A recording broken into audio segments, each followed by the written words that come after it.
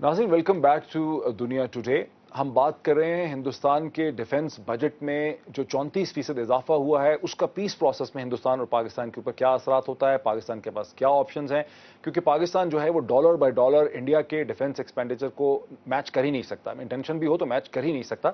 मेरे साथ स्टूडियो में तशरीफ रखते हैं जनरल रिटायर्ड तलत मसूद साहब, मेरे साथ तशरीफ रखते हैं डॉक्टर फारूक सलीम साहब, और मुझे ज्वाइन कर रहे हैं ऑनलाइन दिल्ली से कुलदीप नैयर साहब, जो पार्लियामेंटेरियन भी रहे हैं, जो डिप्लोमेट भी हैं, जो जर्नलिस्ट भी रहे हैं, कॉलमिस्ट भी हैं और एक पीसनिक भी हैं हिंदुस्तान और पाकिस्तान के दरमियान। कुलदीप नैयर साहब, आपसे मैं डायरेक्टली सवाल का आगाज करता हूं कि 34% जो हिंदुस्तान के डिफेंस बजट में इजाफा हुआ है, इसे हिंदुस्तान के अंदर जो पीस लॉबी है, इंडिया पाकिस्तान पीस लॉबी, वो इसको कैसे देखती है? नहीं, मैं तो वैसे ही डिफेंस में जो खर्चा ज्यादा हो या खर्चा हो उसके खिलाफ हूं, क्योंकि बंदूक की बजाय स्कूल बन सकते हैं, हेल्थ सेंटर बन सकते हैं, तो इसलिए उसके इन प्रिंसिपल खिलाफ हूं। जहां रहा ये जो इजाफा हुआ है उसमें ये यहाँ पे उस पर क्रिटिसिज्म भी हुआ है कई जगह पे, लेकिन उसमें उन्होंने एक्सप्लेन किया है कि ज्यादा, क्योंकि तनख्वाहें 6 पे कमीशन थी उसकी बढ़ानी है, तो ज्यादा वो कहते हैं इसी में लग जाएगा और बहुत कम हथियारों के लिए होगा। लेकिन ये कि जब तक दोनों मुल्कों में ये हथियारों की बीमारी नहीं खत्म होती तो लोगों की बहादुरी कैसे होगी? क्योंकि आपको ठीक है कि ये इंडिया से मैच नहीं कर सकते, लेकिन आपको वो अमेरिका से मिल जाता है, वो भी वो स्पेसिफिक होता है मिलिट्री का, प्लान का, और कहीं आप डाइवर्ट कर लेते हो। तो जब तक ये दोनों मुल्कों में 60 बरस हो गए कि अब तक उसी तरह जो मैंने पहले देखा वही और शक्ल में, उसी तरह दुश्मनी, उसी तरह तअस्सुब, उसी तरह बायस, डाउट, सब कुछ वही है। तो कब ये ठीक होगा? कब ये यहाँ के लोग जो हैं उनकी गरीबी कैसे दूर होगी? कुलदीप साहब, आप कहते हैं कि इजाफा तनख्वाहों की वजह से भी हुआ, लेकिन हम देख रहे हैं कि 548 बिलियन 548 बिलियन जो हैं उनको मुख्तस किया गया है नए आर्मामेंट्स एक्वायर करने के लिए, और वो सारे के सारे स्टेट नेचर के आर्मामेंट्स हैं, जबकि तो इसको कैसे देख रहे हैं आप ये तनख्वाहों? मैं कहता हूं कि मैंने कहा ना कि मैं तो इसके वैसे ही खिलाफ हूं बजट के, और ज्यादा किया जाए तो इसका। लेकिन उनकी जो मैंने देखी एक्सप्लेनेशन उसका यही था कि भाई एक तो ज्यादा तनख्वाह में जा रहा, और दूसरा क्योंकि पाकिस्तान में, पाकिस्तान का नाम तो नहीं था वैसे ही कि भाई बहुत हथियार हमें अपनी डिफेंस के लिए चाहिए। अच्छा सर, हमारे साथ रही डॉक्टर सफर साहब, ये जो कहते हैं कुलदीप नैयर साहब कहते हैं कि पाकिस्तान को अमेरिका से भी असला मिल जाता है, तो पाकिस्तान के अमेरिका से जो असला लेता है वो फ्री ऑफ कॉस्ट लेता है, और क्या उसके जरिए हिंदुस्तान के डिफेंस बिल्डअप को मैच कर सकता है? डॉक्टर साहब, दो फिगर्स पहले मैं क्लैरिफाई कर दूं। हमीद गुल साहब ने कहा कि इंडिया और चाइना की बायलैटरल ट्रेड रिलेशनशिप जो है वो $25 बिलियन की है। 15 मेरा ख्याल, वो 25 कुछ अर्सा पहले हुआ करती थी। हाजिर साल 57 बिलियन हिट कर गया। इस वक्त है ऑलरेडी, इस वक्त $57 बिलियन की इंडिया और चाइना की बायलैटरल ट्रेड है। आपने जिक्र किया कि 34% का इंक्रीज आया है इंडिया के डिफेंस बजट में। ये फाइनल इंक्रीज है। एक इंटरिम इंक्रीज वो 15% का पहले दे चुके हैं। ईयर ओवर ईयर 50% का इंक्रीज बनता है इंडिया के डिफेंस बजट। इससे ज्यादा बनता है जी। 34% फाइनल दिया है जो बजट में दिया है, 15% वो इंट्रा ईयर कर चुके हैं।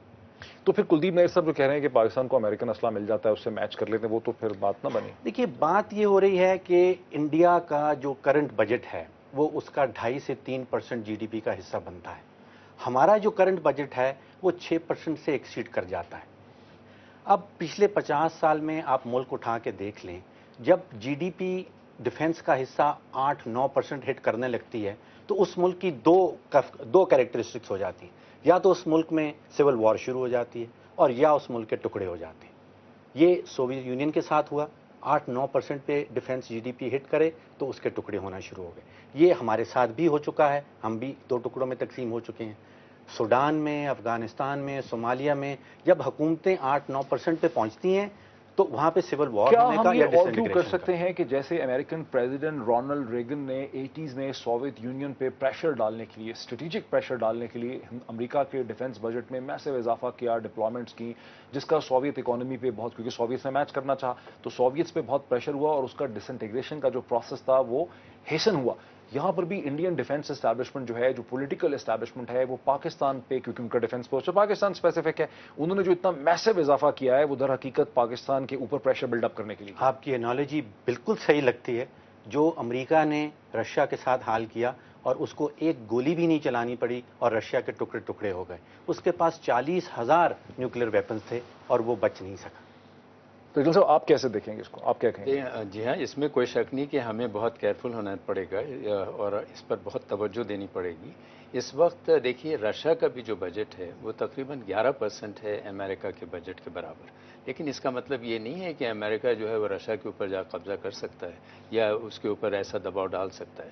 تو یہ دیکھنا ہے کہ یہ بجٹ سے اور صرف اسلحہ کی پروکیورمنٹ سے ہی معاملہ نہیں ہے. اس طریقے سے ہو سکتا ہے کہ آپ دوسرے ملک کے اوپر دباؤ ڈال سکیں. میں یہ کہتا ہوں کہ انڈیا جو ہے بنگلہ دیش پر بھی دباؤ نہیں ڈال سکتا، نیپال پر بھی نہیں ڈال سکتا اگر وہاں کے لوگ جو ہیں انٹرنل. ہندوستان کا تو بہت دباؤ ہے نیپال کے اوپر. نہیں اس وقت ہے اس لیے کہ وہاں کے حالات بہت کمزور ہیں. میرا کہنے کا مقصد یہ ہے کہ ایک چھوٹا ملک فن لینڈ آپ لے لیجئے اور رشیا کو لے لیجئے آپ. رشیا نے ہمیشہ یہ کوشش کی کہ فن لینڈ کو بہت بری طرح سے دبایا جائے. حالانکہ فن لینڈ کا کیا مقابلہ ہے اس کے مقابلے میں، لیکن آپ کو پتا ہے کہ فن لینڈ جو ہے وہ رشیا کے خلاف جیتا ہے، جنگ میں جیتا ہے. اور اس وجہ سے جیتا ہے کہ ان کے لوگ جو تھے اس طریقے سے متحد تھے اور اس طریقے سے انہوں نے جنگ کی. اسی طریقے سے میں سمجھتا ہوں کہ پاکستان کو جو ہے یہ غلط فہمی ہے کہ ہم صرف اسلحہ کے زور پر اور انڈیا سے ہم خام خواہ ڈرتے ہیں. میں نہیں سمجھتا کہ ہمیں انڈیا سے کسی صورت میں ڈرنے کی ضرورت ہے. ہم 170 پاکستان تو میچ کر ہی نہیں سکتا. دیکھیے ہم کس طریقے سے اسلحہ کے ہم تو ڈسکشن کو ایک ڈفرنٹ لیول پہ لے گئے ہیں کہ ہندوستان کو پتا ہے، ان کے اسٹریٹجک پلانرز کو پتا ہے، پاکستان کے پلانرز کو بھی پتا ہے کہ اس قسم کے میسو بلڈ اپ کو تو پاکستان خدا نہ خواستہ میچ کرنے کا مطلب سوچ بھی نہیں سکتا. تو پاکستان کے پاس تو آپشن ہی نہیں ہے یہ بلڈ اپ کرنے کی. پاکستان کے پاس بڑے ہمیں کچھ اور سوچنا پڑے گا. دیکھیے ایک تو آپ کو یہ بھی یاد رکھنا چاہیے یا ذہن میں سامنے رکھنا چاہیے ہمیشہ کہ آپ چاہے کتنے بھی اپنے ٹینکس بڑھا لیں یا ایئر کرافٹ بڑھا لیں وغیرہ، لیکن ایک جغرافی بھی تو ایک چیز ہے کہ آپ اتنے اسپیس میں اتنی چیزیں استعمال کر سکتے ہیں. اچھا دوسری بات یہ ہے کہ آپ حاصل کیا کرنا چاہتے ہیں. کیا انڈیا ہمیں کوئی آکوپائی کرنا چاہتا ہے؟ میں نہیں کہہ رہے. نہیں ڈاکٹر صاحب تو یہ نہیں کہہ رہے. نہیں ڈاکٹر صاحب کی میں بات ہم تو بات کریں، ہم تو اس لیول پہ نہیں میں ڈاکٹر صاحب کی بات نہیں کر رہا ہوں. اسٹریٹجک ڈاکٹرائن کے ذریعے رونلڈ ریگن کے اسٹریٹجک ڈاکٹرائن کو فالو کر کے پاکستان کے اوپر اسٹریٹجک پریشر بلڈ اپ کر رہا ہے. میں سمجھتا ہوں کہ کوئی ضروری نہیں ہے. میں سمجھتا ہوں کہ انڈیا جو ہے وہ اپنا گلوبل رول پلے کر رہا ہے اس وقت. ہمیں یہ سمجھنا چاہیے. وہ یہ سمجھ رہا ہے کہ میرا کمپٹیٹر جو ہے پوٹینشیل کمپٹیٹر چائنا ہے.